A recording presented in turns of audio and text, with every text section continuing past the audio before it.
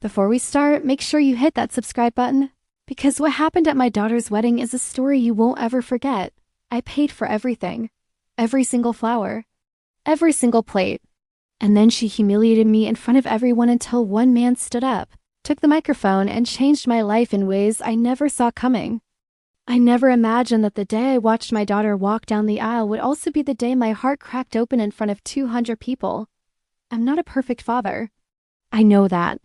But I'm a man who worked 37 years with his hands, his back, and his pride, so my child would never feel small in this world. I woke up at 4 every single morning. I skipped vacations. I wore the same jacket for 12 winters straight. And after her mother passed away, it was just the two of us. Me learning how to braid hair with clumsy fingers and burning pancakes because I was watching her laugh instead of the stove. Her name is Lily. When she was little, she used to sit on my shoulders at county fairs, her tiny hands gripping my hair, laughing like the world was the kindest place. She'd say, "Daddy, you're my hero," with her missing teeth and sticky fingers. But somewhere along the way, that changed. It happened slowly, the way distance always does. First, it was her correcting my grammar in front of people. Then laughing when I didn't understand her friends' jokes. Then came the eye rolls whenever I talked about my work. I just told myself it was youth, college, a different world. When she got engaged, I was happy for her. Truly, the groom, Evan, seemed polite enough. Well-dressed, quiet. He shook my hand firmly the first time we met, though his eyes always seemed to drift right past me, like I was just part of the furniture. They announced their wedding plans over dinner one night, a vineyard, a live band, imported flowers. An open bar. I remember swallowing hard when Lily slid a folder across the table, full of numbers that made my chest tighten. "Dad," she said, smiling that sweet smile. "This is just what weddings cost these days." I looked at the total and felt my palms go damp. It was more than I'd ever spent on anything in my entire life. "I can help where I can," I said carefully. She just tilted her head. "Well, traditionally the father pays." That word traditionally just sat there heavy between us. I could have said no, I should have said no. But I saw her face, the pure excitement, the dream she'd obviously been building for years. And I thought of her mother, how she always used to talk about Lily's wedding day. So I said yes. I took out a loan, then I took out another. I cashed out the small retirement account I'd been protecting like a lifeboat. I kept telling myself that money was replaceable, but memories weren't. The months of planning were exhausting. Lily rarely thanked me. Every single time I questioned a cost, she'd sigh dramatically and say, "Dad, please don't embarrass me in front of the planner." Embarrass her. That word stung more than I ever let on. The morning of the wedding, I stood alone in the venue bathroom, just staring at myself in the mirror. My suit was rented, the tie felt too tight around my neck. My hair, once dark, was mostly gray now. I practiced my smile. "You're proud today," I whispered to my reflection. "You're proud." When I walked outside, the place looked like something out of a magazine. White chairs, soft music floating through the air, and guests in elegant clothes sipping champagne I'd paid for. Then Lily appeared at the far end, glowing in her dress. For just a moment, all the tension melted away. She was so beautiful. I felt tears sting my eyes. But when she reached me, ready to walk down the aisle, she leaned in and whispered, "Dad, please don't say anything weird." I blinked. "Weird? You know, emotional. Just keep it together." I just nodded. Of course, as we walked, I noticed the way people looked at us. Some smiled kindly, others looked curious. I wondered what Lily had told them about me. The ceremony passed in a blur, vows, applause, cheers. When Evan kissed her, the crowd erupted. I clapped too, even though my hands felt completely numb. Then came the reception. Dinner was extravagant, course after course. I ate slowly, fully aware that I didn't quite belong among the tailored suits and designer dresses. Lily barely spoke a word to me. She just floated from table to table, laughing loudly, a glass always in her hand. Then the speeches began. First, the best man.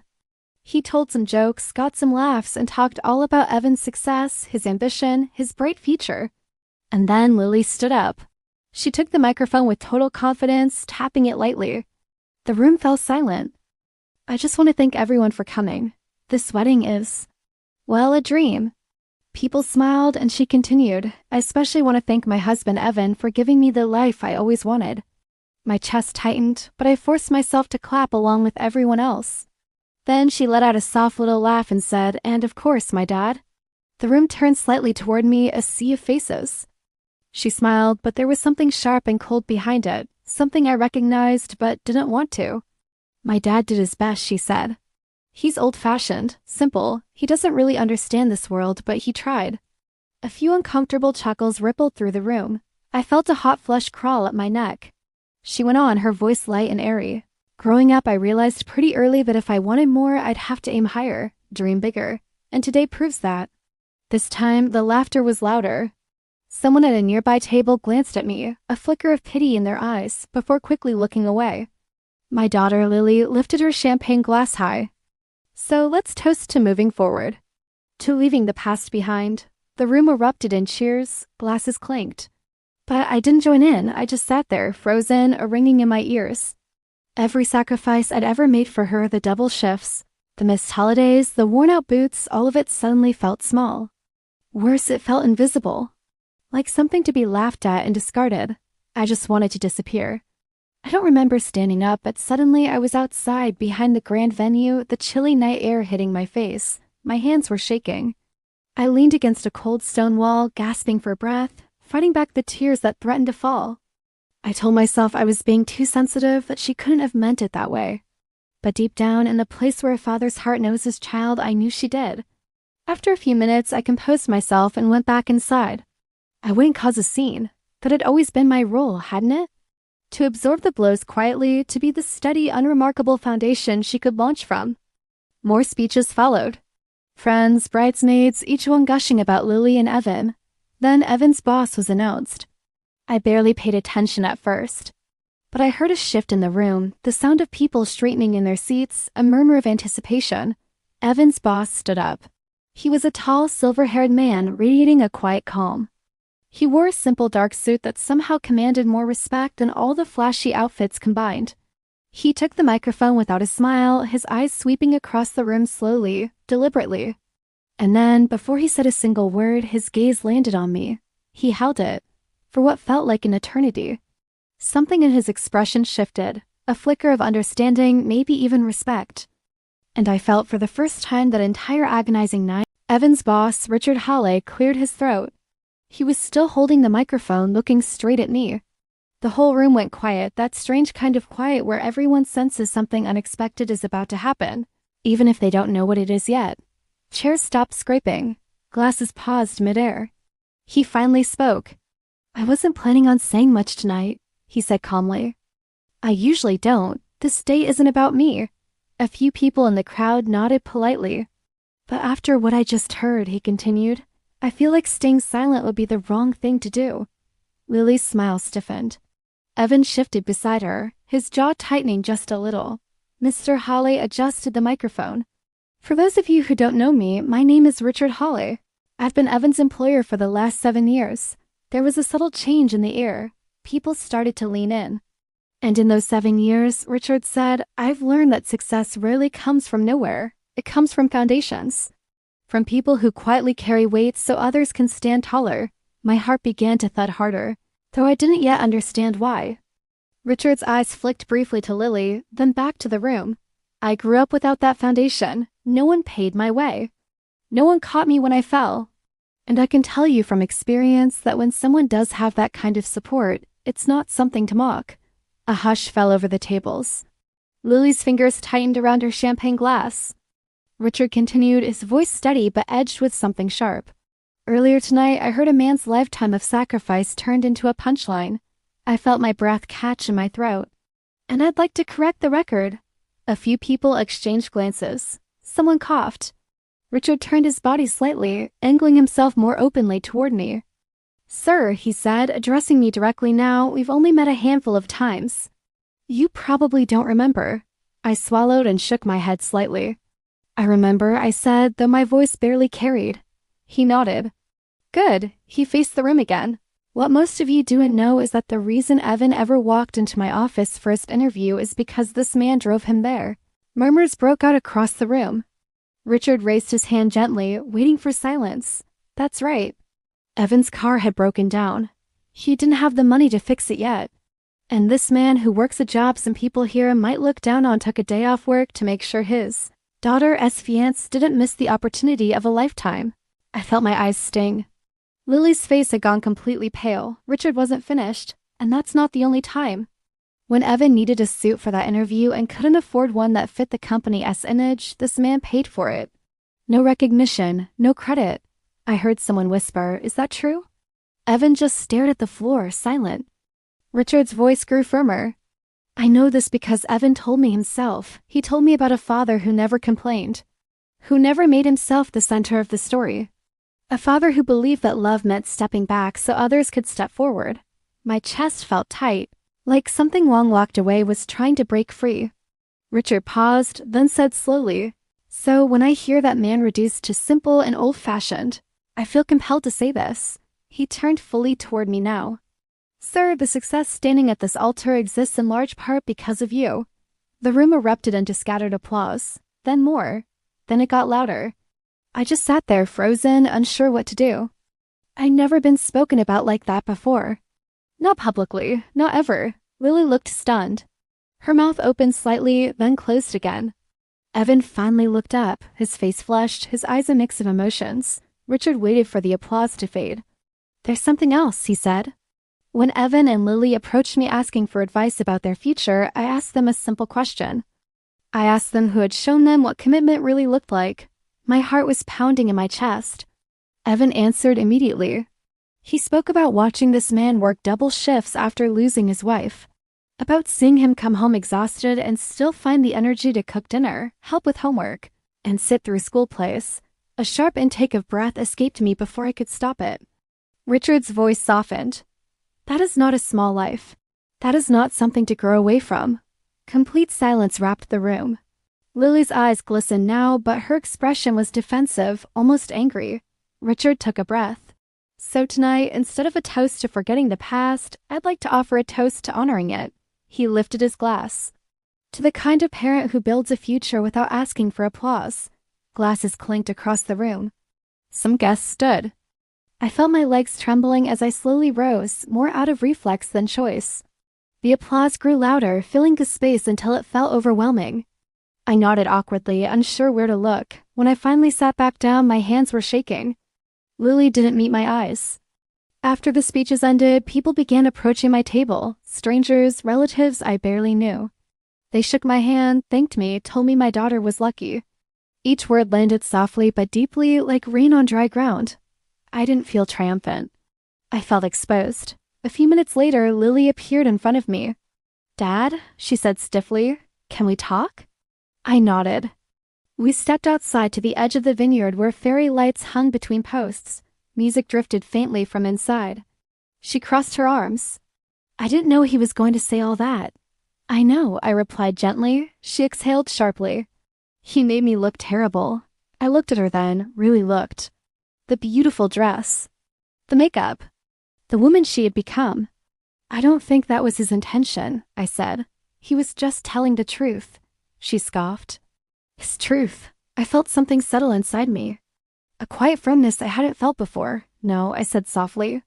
"Mine." She stared at me, surprised by my tone. "You hurt me tonight," I continued. "And I don't think you meant to understand how."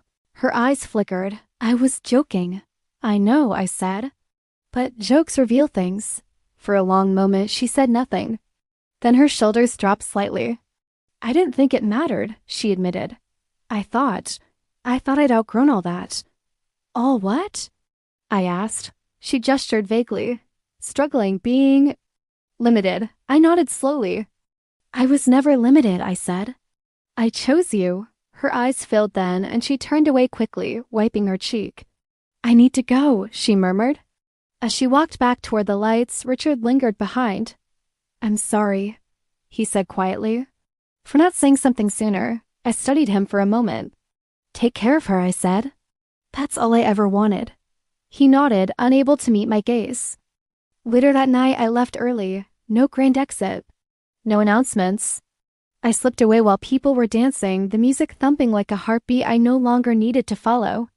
In my car, I sat for a long time with my hands on the steering wheel, letting the night air cool my face.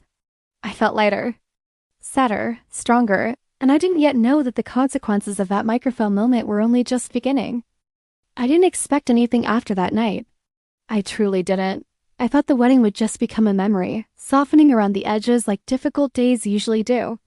I thought Lily and I would fall back into our polite distance. Birthday texts, holiday calls, careful conversations that avoided anything real. That's what I was prepared for.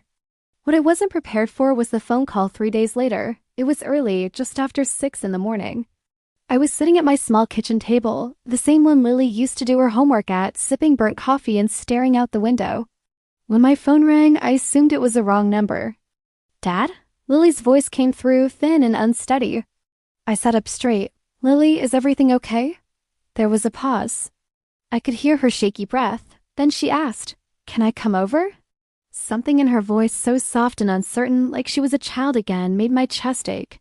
"Of course," I said. "Any time." She arrived 20 minutes later. No makeup, hair pulled back messily.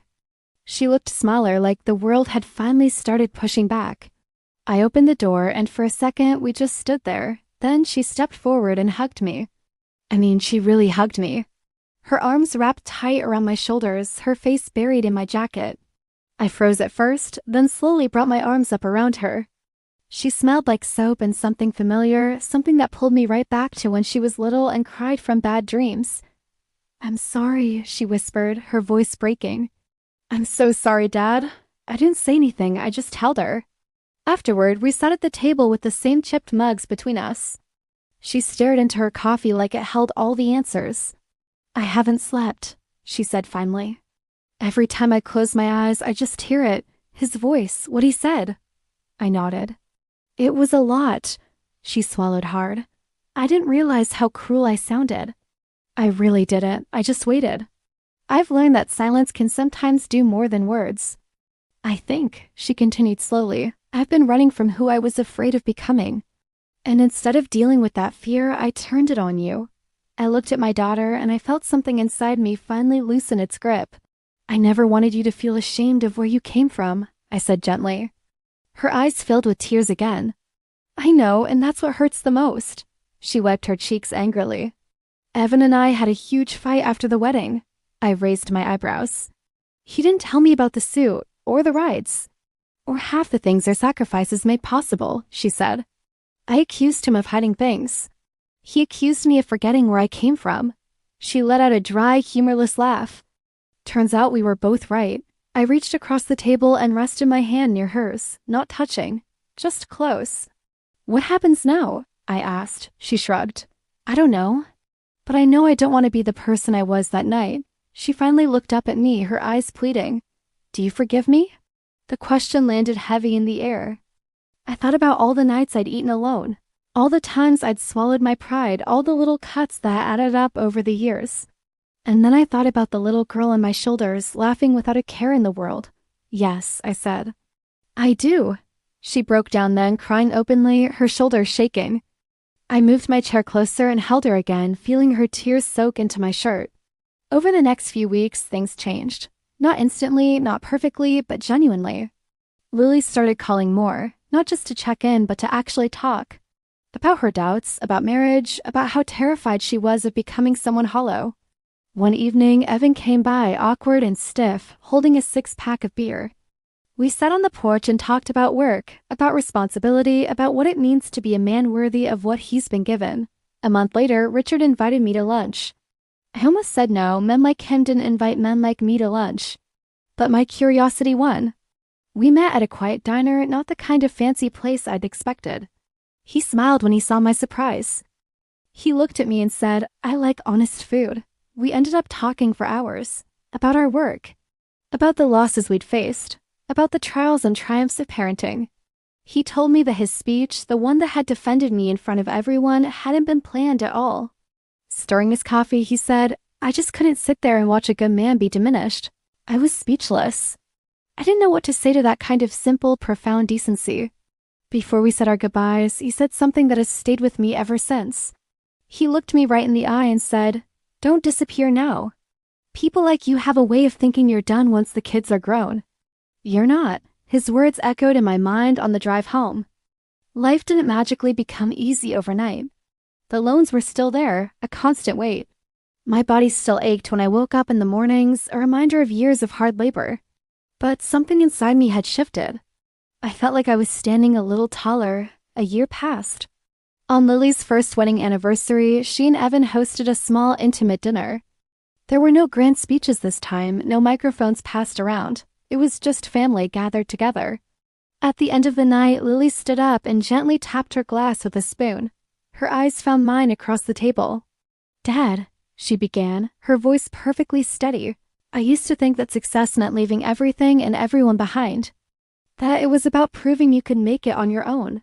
She paused, and the room was completely silent. "Now," she continued, "I know that real success is knowing exactly who carried you there." She walked over to me, wrapped her arms around my shoulders, and gave me a long, tight hug. In that moment, the room was quiet. There was no applause, none was needed. The hug said everything. As I drove home that night, I rolled the windows all the way down, letting the cool night air rush in. I felt something I hadn't felt in a very, very long time. It was peace. A deep, quiet peace. It wasn't because a powerful man had defended me, or because someone important had spoken up for me. It was because my daughter, my Lily, had finally truly seen me. And in her seeing me, for the first time in what felt like forever, I finally saw myself too.